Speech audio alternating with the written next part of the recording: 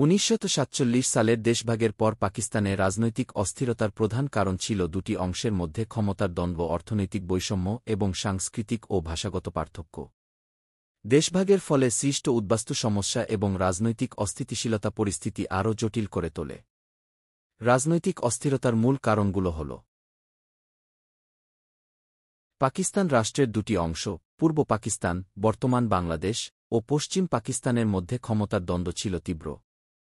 পশ্চিম পাকিস্তানিরা সবসময় রাজনৈতিক ও অর্থনৈতিকভাবে প্রভাবশালী ছিল, যা পূর্ব পাকিস্তানিদের মধ্যে ক্ষোভের সৃষ্টি করে।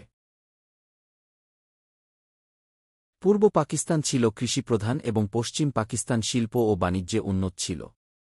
কেন্দ্রের সকল অর্থনৈতিক সুবিধা পশ্চিম পাকিস্তান ভোগ করত, যা পূর্ব পাকিস্তানিদের মধ্যে বঞ্চনার অনুভূতি তৈরি করে।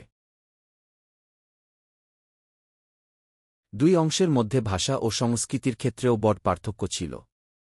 পশ্চিম পাকিস্তানিরা উর্দুকে রাষ্ট্রভাষা করার চেষ্টা করে, যা পূর্ব পাকিস্তানিদের মধ্যে তীব্র ভাষা আন্দোলনের জন্ম দেয়। দেশভাগের ফলে সৃষ্ট উদ্বাস্তু সমস্যা উভয় অংশেই ছিল। শরণার্থীদের পুনর্বাসন ও ত্রাণ বিতরণে সরকারের দুর্বলতা দেখা যায়, যা সাধারণ মানুষের মধ্যে অসন্তোষ সৃষ্টি করে। মুসলিম লীগ সরকারের দুর্বলতা ও অযোগ্যতা, সামরিক বাহিনীর হস্তক্ষেপ এবং রাজনৈতিক দলগুলোর মধ্যে বিভেদ, এসবই রাজনৈতিক অস্থিরতা বৃদ্ধিতে ভূমিকা রাখে। স্বাধীনতা লাভের পরপরই সামরিক বাহিনী রাজনীতিতে হস্তক্ষেপ শুরু করে, যা গণতন্ত্রের জন্য একটি বড় হুমকি ছিল।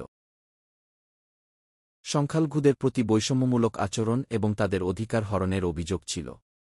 এটি একটি বড় সমস্যা ছিল এবং এর ফলে অস্থিরতা আরও বাড়ে। এভাবেই 1947 সালের দেশভাগের পর পাকিস্তানে রাজনীতিতে অস্থিরতা সৃষ্টি হয়। এই অস্থিরতা সৃষ্টি হলে পূর্ব পাকিস্তান থেকে অর্থাৎ বাংলাদেশ থেকে 4 জন নেতা বাঙালির রাজনীতিতে গুরুত্বপূর্ণ ছিলেন। পরবর্তী ভিডিওতে এই 4 জন নেতা সম্পর্কে আলোচনা করা হবে।